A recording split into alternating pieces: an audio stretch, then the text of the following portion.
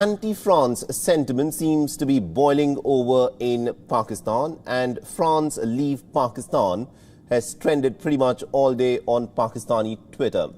Now, some are even calling for the death of the French ambassador. Now, the French embassy in Islamabad has also been turned into a bit of a fortress, and every French citizen living in Pakistan has now been asked to fly back home after the earliest. Now, it is being described that the situation is extremely volatile. But why is all of this happening, and what have the French laws on its own Muslims have got to do with all of this? Our next report gets you all the details.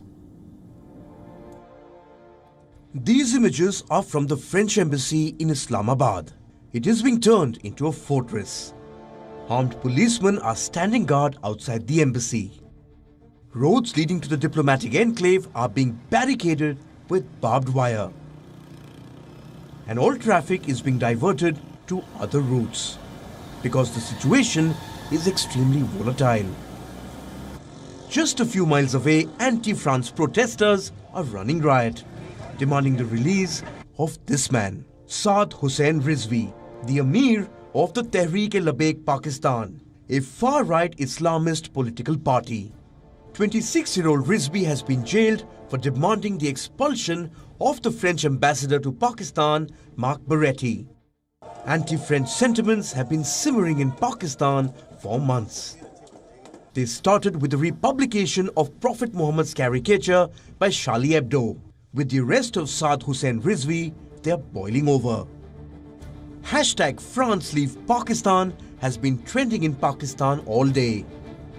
There were 55,000 tweets as of Thursday afternoon. Some of them even called for the death of the French ambassador. The French embassy is alarmed.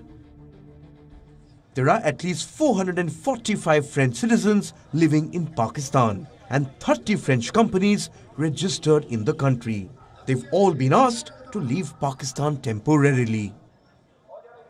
In a response to WION, French embassy officials have stated, "We can confirm that we have sent a precautionary note to all our citizens in Pakistan advising them to temporarily leave the country if possible due to the recent protests that have caused graver security threats and put our citizens at risk."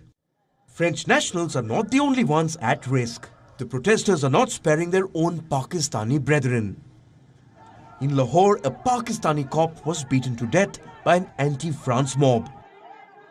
Similar violent attacks are being unleashed on the police at almost every protest. A total of 7 people have died in the clashes, and 300 policemen have been seriously injured.